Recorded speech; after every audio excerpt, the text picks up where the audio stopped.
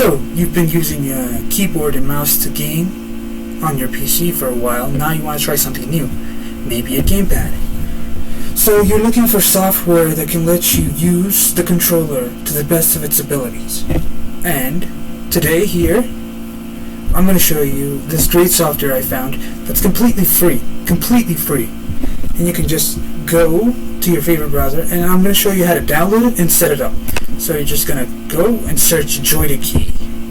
And what you're going to find here is the website.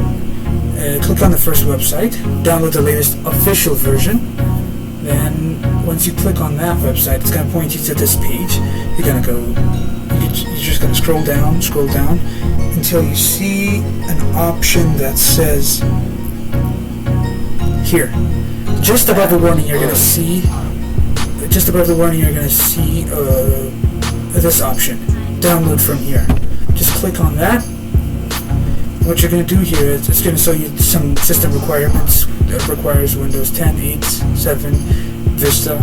I'm currently using Windows 11, but it doesn't make a difference because anything Windows 10 can do, Windows 11 probably can't. So what we're going to do here is we're going to click on the first link here, which is download JOYTOKEY installer from joytokey.net. Once you click on that, it's gonna download.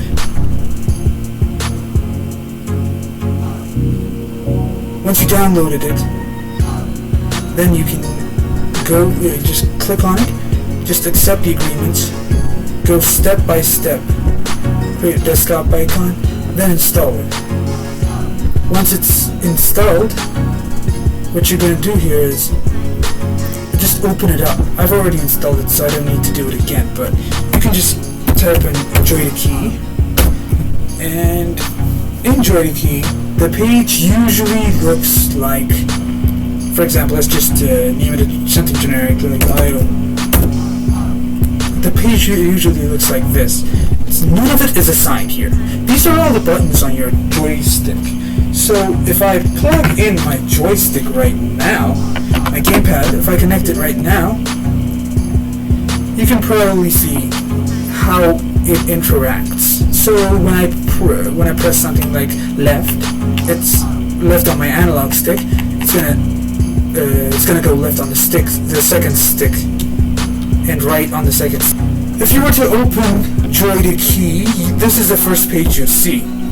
When you see this, none of the buttons are assigned. These are the buttons. If you connect your gamepad and touch different buttons, you'd see which one is assigned to which. So what you're going to do here is, you're going to assign each button. For example, if I usually, like most people, use the left analog to move my character. So what we're going to do here is we're going to click on the yellow, which we get when I press the up button on my analog stick. When I move it forward, we're going to click on it and assign it something. Usually in most video games, it's WASD. That's the movement buttons. So if I want to move forward, I usually press W. So I assign that. So once you do this for each direction, for example, down would be S, backwards, left would be A, and right would be D. See? Left and right is D. So this is the direction buttons. Now if I were to open any game at all, and if the movement controls in the settings are WASD, which most games are, it's usually going to work. See? I've never found a video game that does not work with JOYTOKEY. Maybe the exception could be Rise, Son of Rome, and that's because you can't even customize some aspects of the game, like controls. You can't customize it. Not really. Once you assign this, now you want to use different functions. For example, if I press the buttons on the right side of the analog stick on a gamepad, a PC gamepad, it would be 1, 2, 3, 4. unlike the PlayStation's X, square, triangle, circle, unlike that. So what's going to happen here is, when I press the button, each one would affect one. When I press the uppermost button, it's going to affect button 1. When I press right, it's going to affect button 2. Button 3 is down. Button 4 is left. So now that we can interact with it, now that we can see that it's being highlighted with the yellow color, we know that the gamepad is actually interacting with the software. With the software. So we can assign different things to the different buttons. For example, button 1 could be attack button. So we would go into the game that we want to assign it to. Just go into the game and see the attack options. So now what we're going to do here is we're going to click on this. In most games, when you're using a mouse and keyboard, it's usually the left mouse button that is used to attack, and the right mouse button that is used to block. So if I want block to be button 2, for example, button 2, I could just go in there. I could press any button I want if you want to, but the other option is to right click on it, and it's going to show you all these different options that you might not easily use when using the keyboard. So I can just go down here and I can press the mouse button, the left click button. But this is button 2, so I usually use the right button. Sorry about that, that's the middle button. Where's the right button? Yes, the right button. This is right click. And this usually is the left click. Mouse left button. So, now that we figured out how to tag and block in a video game, but now that we've done that, we can also assign these 2 buttons. But it's pretty generic. I have showed you how to use it already, so by going by the same rules as button 1 and button 2, you can assign button 3 and 4. You can also assign buttons 5 and 6, which are the buttons at the top. And you can assign anything you want to them. You can assign any button to anything. So sometimes I even use JOYTOKEY to make my joystick into a mouse. You can obviously do that by using the rules I've previously stated. So now that you can use buttons 1, 2, 3, 4, 5, 6, 7, 8. The middle button, the select button is 9, and the button 10 is start button. So now that you can use these, you can assign to them anything. The other thing you need to know about it is you have to be able to move around in a video game. It's not just move around, but move the camera around so that you can see everything you need to see. It's very important. I use the right analog stick. So I go into options, I click on POV. Options is right beside JOYTOKEY. This joystick 1 and joystick 2. It's right beside it. You can just go into options.